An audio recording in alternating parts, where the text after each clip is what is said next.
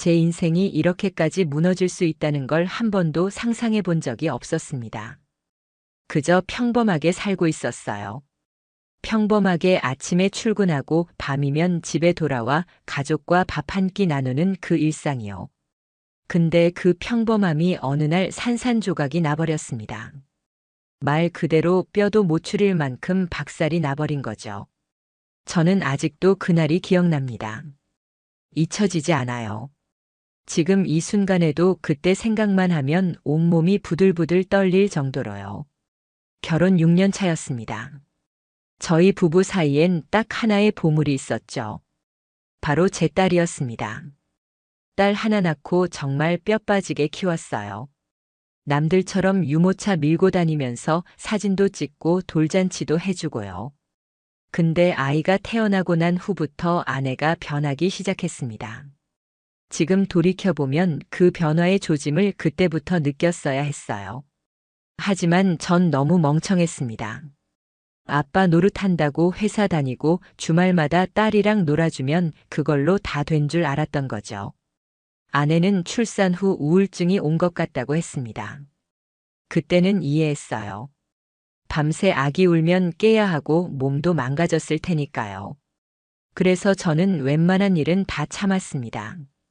아이 울면 제가 먼저 안아줬고 주말마다 외출해서라도 스트레스를 풀게 해줬어요. 그런데도 아내는 늘 불만이었어요. 몸이 피곤하다. 머리가 아프다. 나 좀 혼자만의 시간이 필요하다. 그 말이 입에 달린 사람처럼 매일 그랬습니다. 저는 그러려니 했습니다. 진짜 힘든가 보다. 나는 그래도 바깥에서 일이라도 하지만 집에서 애 보는 게 더 힘들겠지. 그렇게 스스로를 설득했어요. 그러다 어느 날부터 아내가 이상한 말을 하기 시작했습니다. 집에만 있으니까 미치겠다면서요.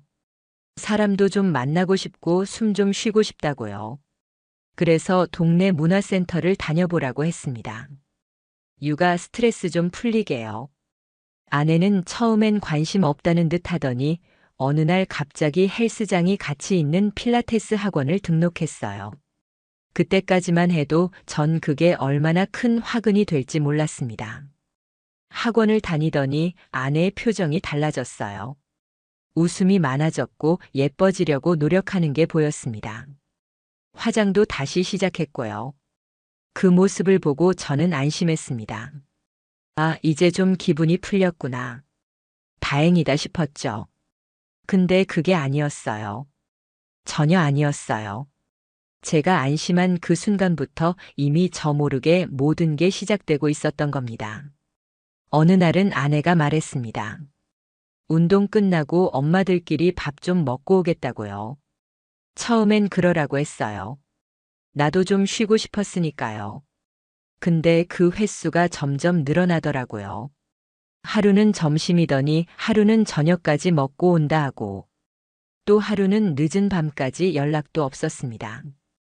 그때도 저는 아기 보느라 지쳐서 그냥 피곤한가 보다 넘겼어요. 그러던 어느 날 정말 기가 막히는 일이 있었습니다.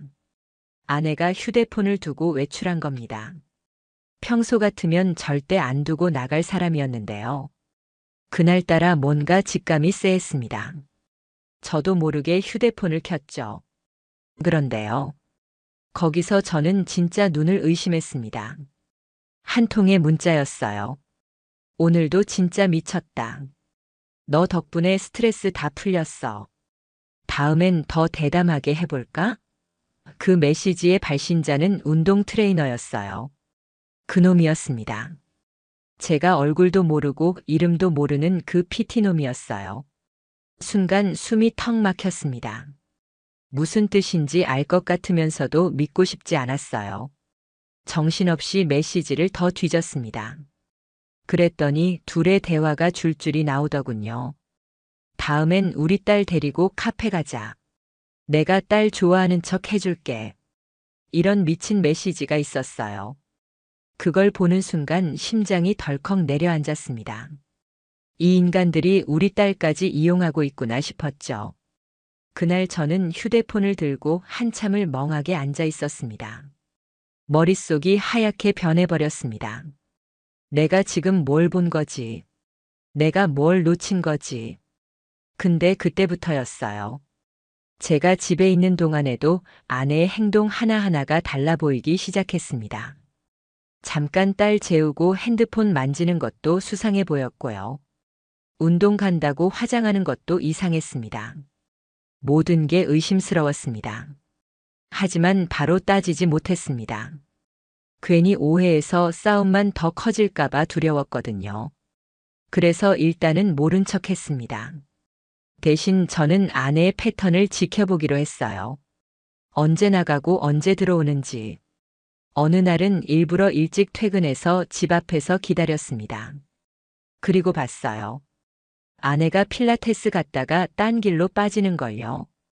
그 길 끝에는 PT놈이 기다리고 있었습니다. 둘이 자연스럽게 만나서 골목길로 사라지더라고요. 그 순간 진짜 눈앞이 깜깜했습니다. 나한테 딸 맡기고 저 둘은 지금 뭐 하는 거지? 이건 도저히 참을 수가 없었습니다. 그래서 저는 그날 밤 아내에게 물었습니다. 운동 끝나고 어디 갔다 왔어? 그랬더니 아내는 아무렇지 않게 그냥 엄마들이랑 밥 먹고 왔다고 하더군요. 그 표정이 정말 가관이었습니다. 어떻게 이렇게 뻔뻔할 수 있지?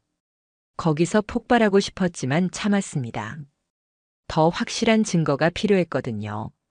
다음 날부터 저는 퇴근하고 곧장 필라테스 학원 근처에 갔습니다. 그리고 몰래 사진을 찍었습니다. 둘이 만나는 장면부터 골목길로 사라지는 것까지요. 그걸 며칠 동안 반복했습니다. 근데 그 사이사이 더 미쳐버릴 것 같은 일이 있었어요. 아내가 저랑 딸 앞에서는 아무렇지 않게 행동하는 겁니다. 마치 아무 일도 없었다는 듯이요. 저를 걱정해주는 척도 했습니다. 요즘 피곤해 보여. 좀 쉬어 이딴 소리를 하면서요. 그 가식적인 얼굴을 보는데 진짜 속이 뒤집히는 줄 알았습니다. 제가 뭘 그렇게 잘못했는지 모르겠더라고요. 육아 힘들다고 해서 일도 도와줬고 돈도 벌어왔고 휴식 시간도 만들어줬는데 돌아온 건 배신이었습니다. 그게 진짜 미치는 겁니다. 속에서 천불이 나는데 티도 못 내고 지켜봐야 했으니까요. 그때 결심했어요. 절대 그냥 안 넘어간다고요. 이 인간들한테 똑같이 돌려주겠다고요. 그래서 저는 변호사를 찾았습니다. 상간남 소송을 하겠다고요. 제 인생 이렇게 망가뜨려 놓고 그냥 넘어갈 수 없으니까요. 변호사를 찾아간 그날. 저는 한숨도 못 자고 밤새 뒤척였습니다. 머릿속이 미쳐버릴 것처럼 복잡했어요. 이게 내 인생인가 싶고 내가 그렇게 못난 놈인가 싶고 온갖 자책과 분노가 뒤섞였죠. 변호사 사무실 문을 열고 들어가는데 다리가 후들거릴 정도였습니다. 그동안 제가 쌓아올린 가족이라는 둥지가 무너져 내리는 느낌이었으니까요. 변호사는 제 얘기를 묵묵히 들었습니다. 그날까지 모은 사진 증거와 문자 캡처본도 보여줬습니다. 그랬더니 변호사가 그러더라고요. 이 정도면 충분히 소송 가능합니다. 근데 더 확실하게 만들려면 좀 더 필요합니다. 위치 추적이라든지 둘의 만남을 좀 더 세세하게 파악할 필요가 있어요. 그 말을 듣는 순간 숨이 턱 막혔습니다. 내가 이렇게까지 해야 하나? 내 아내였던 사람을 이렇게까지 뒤쫓아야 하나? 그런데요. 곱씹을수록 분노가 치밀었습니다. 내가 잘못한 게 없는데 왜 내가 이런 짓까지 해야 하는지 억울하고 화가 났습니다. 그래서 저는 위치 추적기를 준비했습니다. 인터넷에서 파는 초소형 위치 추적기를 샀어요. 아내 가방 안에 몰래 넣었습니다. 그 순간 손이 얼마나 떨리던지요. 이게 내 손인지 남의 손인지 분간도 안 될 정도였습니다. 근데 저는 참고 했습니다. 아니었으면 그냥 미친 사람으로 끝날 수도 있었으니까요. 위치 추적기를 심고 나니 진짜 기가 막힌 패턴이 드러났습니다. 필라테스 끝나면 30분 정도 어딘가를 가는데 매번 같은 장소였어요. 시 외곽에 있는 허름한 원룸촌이었습니다. 처음엔 의심했지만 거기까지 직접 가보니 더 이상 의심할 것도 없었습니다. 피티놈이 그곳에서 아내를 맞이하고 있었으니까요. 둘이 딱 붙어서 건물 안으로 들어가는 걸 제 두 눈으로 봤습니다. 제 손엔 이미 카메라가 있었죠. 렌즈 너머로 그 인간들 모습이 선명하게 찍히는데 손이 부들부들 떨렸습니다. 내가 이런 짓까지 해야 하나 싶었지만 참고 또 참았습니다. 분노가 가슴까지 차올랐지만 꾹꾹 눌렀습니다. 저는 거기서 끝내지 않았습니다. 아내의 휴대폰을 또 한 번 봤습니다. 몰래 지문을 제가 등록해뒀거든요. 거기엔 대화가 한가득이었습니다. 둘이서 주고받는 저급한 농담들. 오늘도 미쳤다. 단번엔 더 센 거 하자. 이런 문자가 넘쳐났습니다. 저는 손을 부여잡고 겨우 참았습니다. 문자 내용 중간중간 우리 딸 이야기가 나오는 걸 보는데 혈압이 터질 것 같았습니다. 우리 딸을 지 핑계 대며 둘이 만나고 있더군요. 오늘 딸 덕분에 시간 잘 보냈다. 이런 메시지를 보는 순간 인간의 탈을 쓴 악마들이란 생각이 들었습니다. 거기서 끝이 아니었습니다. 어느 날은 아내가 저한테 이런 말을 했어요. 여보, 우리도 이제 좀 따로 시간을 가져야 하지 않을까 싶어. 그 말 듣는데 진짜 이게 뭔 소린가 싶었습니다. 따로 시간을 가지자는 게 무슨 의미겠습니까? 대놓고 나를 집에 묶어두고 지는 놀겠다는 거죠. 그 말을 듣는데 피가 거꾸로 솟았습니다. 그게 무슨 말이야? 하니까 아내는 피곤하다느니 스트레스가 쌓인다느니 헛소리를 늘어놨습니다. 근데 그 말투가 너무 태연했어요. 그 태연한 얼굴이 더 역겨웠습니다. 제가 뭘 그렇게 잘못했는지. 밥벌이 하겠다고 일하고 육아도 나름 돕겠다고 했는데 돌아온 게 이거였습니다. 그날 밤 저는 변호사에게 전화를 걸었습니다. 이대로는 못 참겠다고요. 변호사는 차근차근 조언을 해줬습니다. 상간남 소송을 하려면 더 확실한 증거가 필요하다고. 그래서 저는 그날 이후로 감시 카메라를 추가로 설치했습니다. 집에 몰래 카메라를 설치한 건 아니었지만 집 주변과 아내의 동선을 더 파악할 수 있는 곳에요. 그러면서 하나하나 증거를 모았습니다. 그리고 어느 날, 진짜 피가 끓는 날이 왔습니다. 아내가 딸을 데리고 피티놈이랑 만난 겁니다. 셋이 같이 놀이터에 있는 걸 봤습니다. 사진 찍는 놈도 그 놈이었어요. 제 딸을 안고 장난치는 척 하더군요. 그 모습을 본 순간 눈이 뒤집힐 뻔했습니다. 제 딸입니다. 내 피와 살로 낳은 딸이에요. 그걸 지 멋대로 데리고 나와지 애인인 것처럼 놀더군요. 그 인간이 딸한테 뭔 짓이라도 하면 어쩔 뻔했습니까? 그때 저는 진짜 이성을 놓을 뻔했습니다. 저도 모르게 주먹을 쥐고 숨을 헐떡였습니다. 그 광경을 카메라에 담으면서도 손이 떨렸습니다. 그냥 뛰어가서 멱살이라도 잡고 싶은 걸 겨우 참았습니다. 집에 돌아와 사진을 정리하는데 손이 멈추질 않았어요. 다시 보고 또 보고. 내 눈이 잘못된 거 아닐까 싶어서요. 근데 아무리 봐도 현실이었습니다. 내 아내가 내 딸을 끌고 다니며 불륜남이랑 놀고 있는 그 더러운 현실이요. 그날 밤 저는 딸을 품에 안고 한참을 울었습니다. 이 아이가 무슨 죄인가. 나 때문에 이런 꼴을 봐야 하나 싶었습니다. 눈물이 멈추질 않았습니다. 저는 다시 변호사를 찾아갔습니다. 지금까지 모은 모든 증거를 보여줬습니다. 변호사도 깜짝 놀라더군요. 이 정도면 법적으로 충분히 문제 삼을 수 있다고요. 저는 바로 소송 절차를 밟아달라고 했습니다. 더는 못 참겠다고 했어요. 가슴에 쌓인 분노가 폭발하기 직전이었으니까요. 변호사는 상간남 소송과 이혼 소송을 동시에 진행하자고 했습니다. 그래야 더 확실하게 끝낼 수 있다고요. 저는 좋다고 했습니다.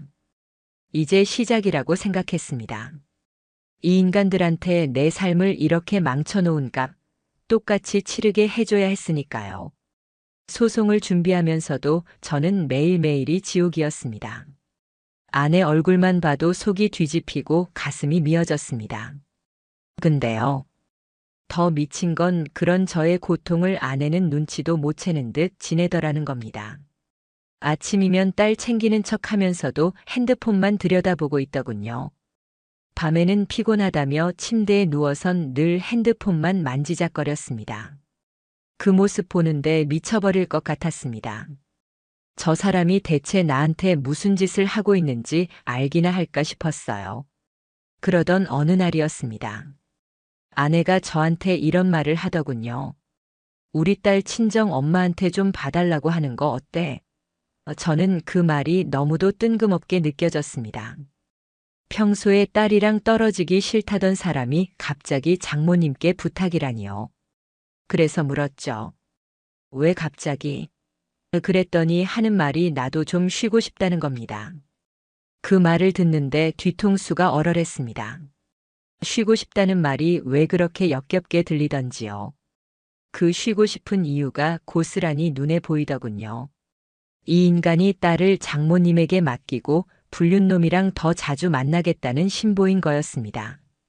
그날 밤 저는 머릿속이 복잡해서 잠도 오지 않았습니다. 딸마저 도구로 이용하는 것 같아서 도저히 참을 수 없었습니다. 그래서 저는 아내의 핸드폰을 또 훔쳐봤습니다. 지문으로 열었죠. 그리고 그 안에서 또 다른 지옥을 봤습니다.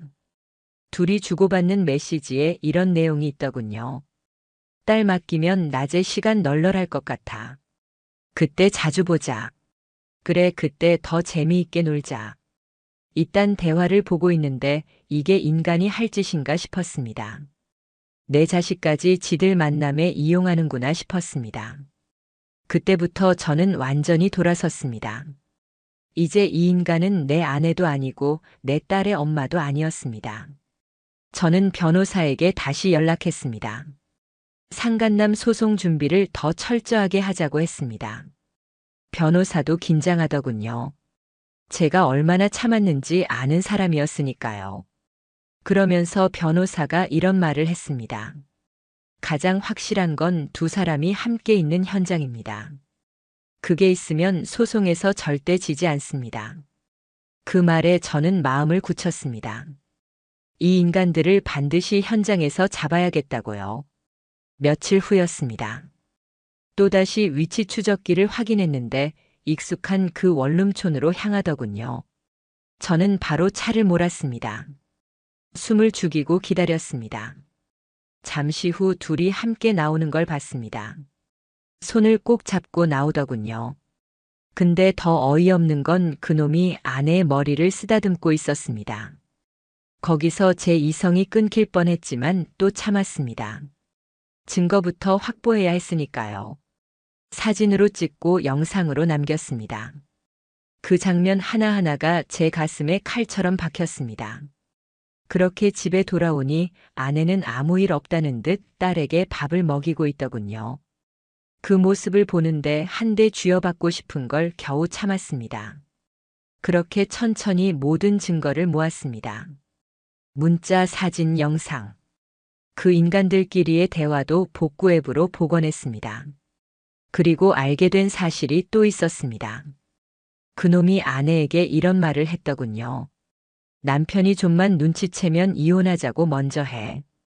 그래야 위자료 안 나간다. 그 말이 진짜 뼈에 사무쳤습니다. 내 인생 이렇게 망쳐놓고 이제는 위자료까지 피하겠다고요? 이게 사람이 할 짓인가 싶었습니다. 그때부터 저는 본격적으로 법적 절차를 밟았습니다. 상간남 소송과 이혼 소송을 동시에 접수했습니다. 그런데요.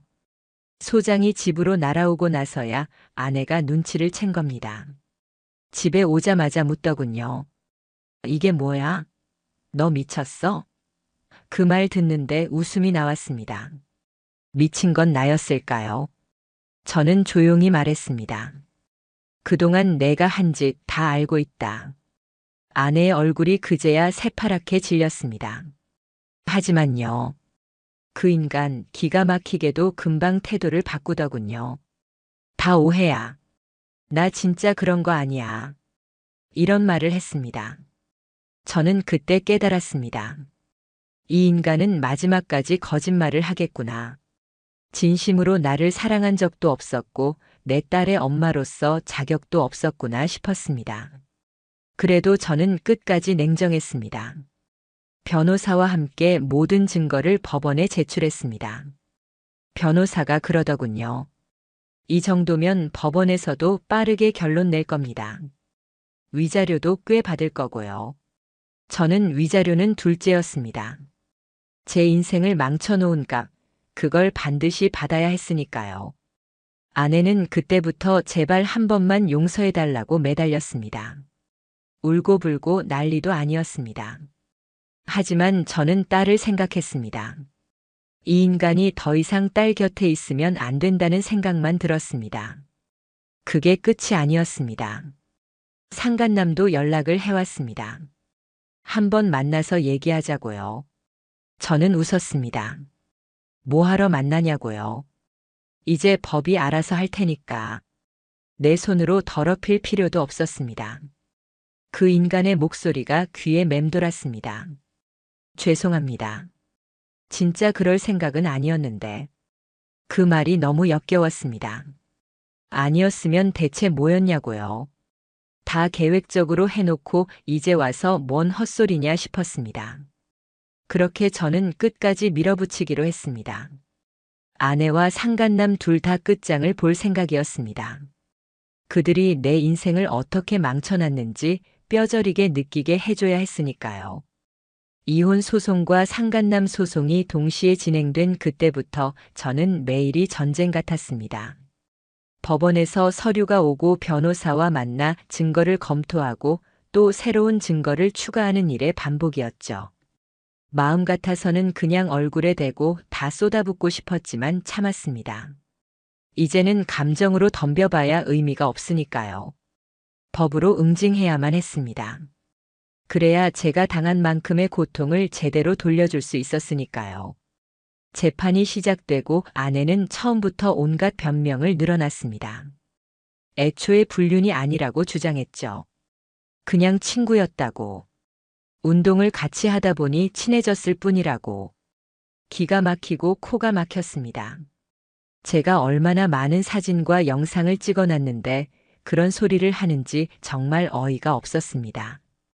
변호사도 어이없어 하더군요. 증거를 들이밀자 그때서야 얼굴이 사색이 되더니 말을 잇지 못했습니다. 그런데 진짜 역겨웠던 건 상간남의 태도였습니다. 법정에서 고개를 푹 숙이고 죄송하다느니 후회한다느니 하는데 그 모습이 얼마나 가증스러웠는지 모릅니다. 제가 찍어놓은 둘의 사진에서 얼마나 즐거워 보였는지 기억하고 있는데 그딴 말을 들으니 욕이 절로 나왔습니다. 그놈은 그 와중에도 위자료 감경을 요청했습니다. 제가 너무 과하게 대응했다느니 처음부터 그런 의도가 아니었다느니 주절주절 변명을 했죠. 그 말을 듣는데 진짜 혈압이 솟구쳤습니다. 변호사에게 조용히 말했습니다. 절대 합의 없습니다. 끝까지 갑니다. 변호사는 알겠다고 했습니다. 제가 얼마나 참았는지 누구보다 잘 아는 사람이었으니까요. 재판부는 모든 증거를 꼼꼼히 확인했습니다. 사진, 문자, 영상, 위치 기록까지. 심지어 통화 녹음까지 있었습니다. 법정에서 제시된 증거들을 보면서 아내의 얼굴이 점점 하얘졌습니다. 상간남도 고개를 못 들더군요. 그 꼴을 보는데 조금이나마 속이 시원했습니다. 그래, 이게 니들이 저지른 짓의 결과다. 감히 남의 가정을 그렇게 망가뜨려 놓고 대가도 없이 넘어갈 수 있을 거라 생각했냐고요. 결국 재판부는 상간남에게 위자료 4천만 원을 지급하라고 판결했습니다. 저로선 돈의 크기가 중요한 게 아니었습니다. 법적으로 이 인간이 불륜의 당사자임을 인정받았다는 사실 그 자체가 중요했어요. 이혼 소송도 마찬가지였습니다. 아내의 명백한 유책 사유로 인한 이혼이 인정됐고 저는 양육권도 당연히 가져왔습니다. 딸은 절대 그 인간 손에 맡길 수 없었습니다. 제가 죽어도 그럴 순 없었으니까요. 판결이 내려지고 아내는 절규했습니다. 진짜 바닥에 주저앉아서 울고불고 난리를 쳤습니다. 그런데 그게 저한테는 전혀 안 통했습니다. 오히려 속이 다 시원했죠. 그렇게 울고불고 할 거면 애초에 그런 짓을 하지 말았어야 했습니다. 울어도 소용없었습니다. 이미 법의 판결이 내려졌으니까요. 아내는 그 후로도 몇 번 집 앞에 찾아왔습니다. 딸이라도 보게 해달라고요. 하지만 저는 단호하게 거절했습니다. 변호사와도 상의했죠. 접촉 금지 가처분 신청까지 냈습니다. 딸이 뭘 잘못했다고 그 인간 얼굴을 봐야 하겠습니까? 절대 그럴 수 없었습니다. 법원에서도 저의 입장을 받아들여줬습니다. 딸의 정신적 안정이 우선이라고요. 그리고 저는 상간남의 직장에 내용 증명을 보냈습니다. 법원 판결문과 함께요. 그 인간은 체육관에서 트레이너를 하고 있었는데 내용 증명 받은 후로 바로 잘렸다는 소식을 들었습니다. 그 소식 듣고 속이 다 시원했습니다. 그래야죠. 남의 가정을 박살낸 놈이 멀쩡하게 사회생활하는 꼴을 두 눈 뜨고 볼 수는 없었습니다. 그 인간도 이제야 실감이 났겠죠. 자기가 한 짓이 얼마나 큰 대가를 가져왔는지요. 아내는 어디다 하소연할 때도 없었을 겁니다. 부모님께도 알려졌고 친구들 사이에도 소문이 다 퍼졌거든요. 그 꼴을 보니 참 씁쓸했습니다. 하지만 전혀 불쌍하지 않았습니다. 내가 아내를 어떻게 대했는지, 딸을 위해 얼마나 노력했는지 본인이 제일 잘 알았을 테니까요. 그런 나를 짓밟아 놓고 이제 와서 동정을 구한다고요? 어림도 없었습니다. 이제 저한테 남은 건 딸과의 평온한 일상이었습니다.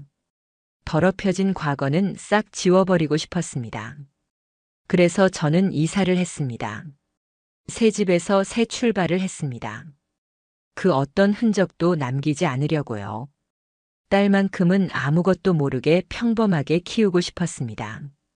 그래야 제가 살 수 있었으니까요. 다시는 이런 일을 겪고 싶지 않았습니다. 다시는요. 그 후 시간이 꽤 흘렀습니다. 저는 딸과 새로운 동네에서 조용히 살아가고 있었어요. 일도 다시 집중하기 시작했고 조금씩 평온함을 되찾고 있었습니다. 그런데 사람 인연이라는 게 참 묘한 겁니다. 시간이 지나면 다 소문이 돌아오더군요. 전혀 기대도 안 했는데 상간남과 전 아내의 소식을 듣게 됐습니다. 먼저 상간남. 그 인간은 법원에서 위자료 판결을 받은 후 직장에서 바로 잘렸습니다. 트레이너라는 직업 자체가 신뢰가 중요한데 불륜 사건으로 얼굴까지 알려졌으니 버틸 수가 없었겠죠. 결국 체육관에서는 하루아침에 내쫓겼다고 합니다. 그놈은 그렇게 잘리자마자 여기저기 다른 체육관에 이력서를 넣었는데 번번이 거절당했다고 하더군요. 체육계는 생각보다 좁거든요. 특히 지역 내에서는 금방 소문이 퍼집니다. 결국 그놈은 헬스 트레이너 일도 못하게 됐고 배달 일을 시작했다고 합니다.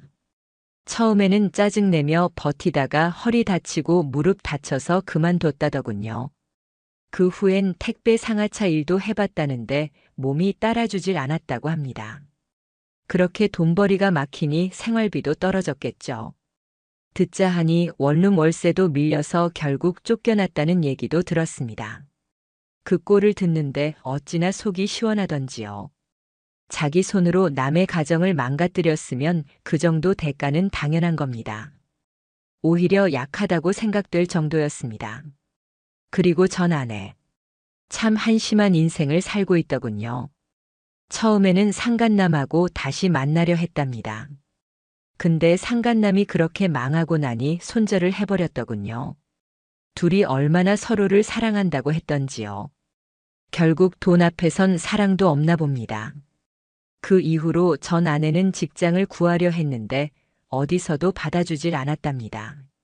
주부 경력이 전부인 데다가 동네 소문이 다 퍼졌으니 당연했겠죠. 게다가 양육권도 없으니 더더욱 그랬습니다. 들리는 얘기로는 전 아내가 결국 부모님 집으로 돌아갔답니다. 근데 그 부모님도 저한테 엄청 죄송하다며 연락까지 했던 분들이라 전 아내를 마냥 받아주지도 않더군요. 부모님도 창피하고 실망해서 결국 전 아내를 내쫓았다고 합니다. 그 후로는 친구 집을 전전하며 지낸다고 하더군요. 한 번은 친구 집에서 얹혀 살다 결국 쫓겨났다는 얘기도 들었습니다. 사람 인연이 무섭다더니 친구들도 등을 돌린 거죠. 가장 가슴 아팠던 건 저희 딸이었습니다. 엄마에 대해 물어볼 때마다 뭐라 답해야 할지 몰라 늘 고민했거든요. 아이가 자라면서도 엄마의 부재를 느낄 때가 있었습니다. 그럴 때마다 저는 최대한 진실을 숨기려 했습니다. 아이한테 엄마가 어떤 사람이었는지 굳이 알려줄 필요는 없으니까요. 아이의 마음이 상처받지 않게 해야 했으니까요. 대신 저는 2배, 3배로 노력했습니다. 엄마의 빈자리를 느끼지 않게 해주려고요. 그렇게 딸과 둘이서 차곡차곡 일상을 쌓아갔습니다. 그러던 어느 날 전 아내가 저에게 연락을 해왔습니다. 몇 년 만이었죠. 처음엔 번호도 모르는 낯선 번호라 안 받으려다가 혹시 딸 관련해서 무슨 일 있나 싶어 받았더니 그 인간이더군요. 목소리는 한없이 작아졌고 말끝마다 죄송하다 죄송하다 반복했습니다. 그리고 딸 한 번만 보고 싶다고 하더군요. 그 말을 듣는데 갑자기 그때의 분노가 다 떠올랐습니다. 딸을 도구로 삼았던 그 과거. 지 욕심 채우려고 딸 핑계 대며 불륜을 저질렀던 그 장면들이요. 그래서 저는 단호하게 말했습니다. 다시는 연락하지 마. 넌 그럴 자격 없어. 그 한마디 하고 전화를 끊었습니다. 그 후로 다시 연락 온 적 없습니다. 아마도 그 인간도 이제는 알겠죠. 더는 기어들 틈도 없다는 걸요. 저는 이제야 비로소 진짜 평화를 되찾았습니다. 상간 남은 인생이 나락으로 떨어졌고 전 아내도 마찬가지입니다. 그렇게 서로를 챙기던 두 인간이 결국 서로에게 버림받고 폐인처럼 살고 있다는 얘기를 들으니 참 인과승보라는 생각이 들었습니다. 저는 앞으로도 절대 그들에게 연민을 느끼지 않을 겁니다. 내 인생을 망쳐놓고 내 가정을 짓밟아 놓은 그 대가를 평생 치르며 살길 바랍니다. 저에겐 오직 딸만 있으면 충분합니다. 그 아이를 지키기 위해서라면 뭐든 할 수 있으니까요. 그런 각오로 저는 오늘도 딸과 함께 하루를 살아갑니다. 더 이상 뒤돌아보지 않고 앞으로 나아가기 위해서요.